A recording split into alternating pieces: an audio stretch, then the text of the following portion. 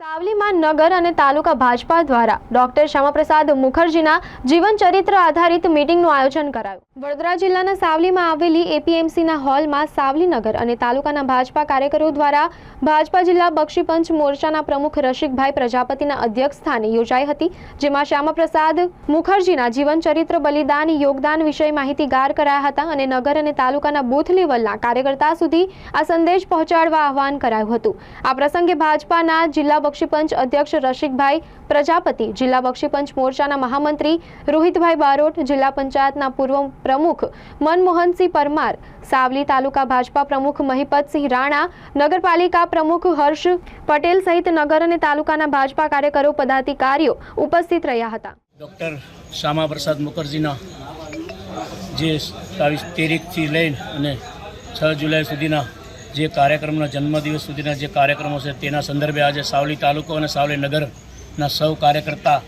વચ્ચે જે ડૉક્ટર શ્યામાપ્રસાદ મુખર્જીએ જે બલિદાનો આપ્યા છે અને જે એમને ઓહરી છે તે વિશે વાત કરવા માટે અને એના જેને બૂથ લેવલ સુધી કાર્યક્રમો જે ભારતીય જનતા પાર્ટીના થાય તે વિશે કાર્યકર્તાઓનો જોશ સોંપી અને આ કાર્યક્રમ સાવલી તાલુકો અને નગરનો કરવામાં આવ્યો।